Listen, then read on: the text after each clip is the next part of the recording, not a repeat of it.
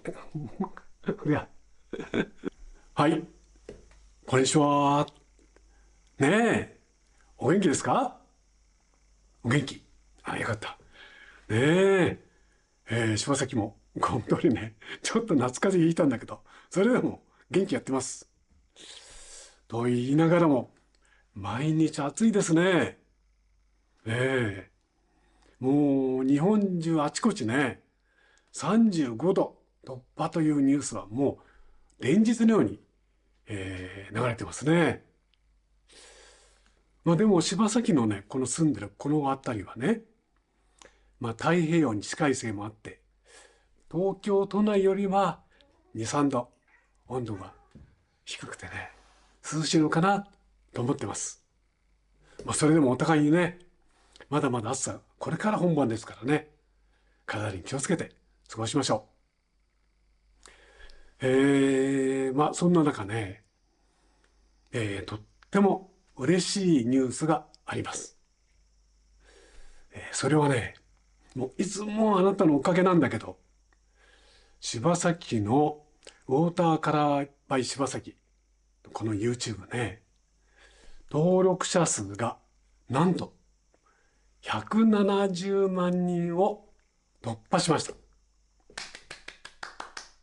ありがとう。ねえ、もういつもいつも柴崎の動画を見て応援してくださってる。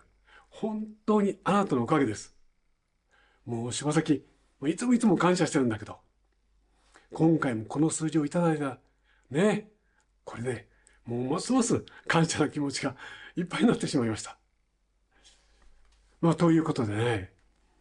まあ、前回160万人登録者数突破の時も行ったんですけども、今回も170万人登録者数突破を記念してね、あなたに柴崎からライブ配信をお届けしたいと思います。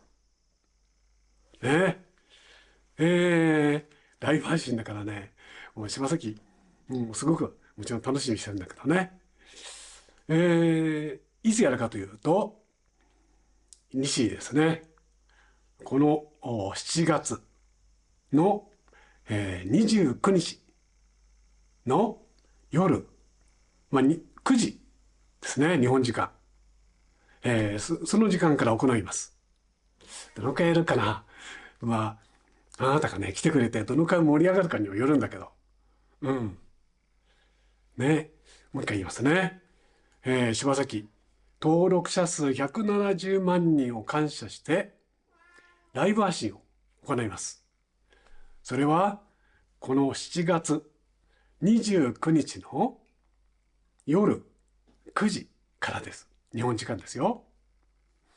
今回も、もう通訳の方をね、お願いしていますので、日本語と英語の配信というようになります。ね。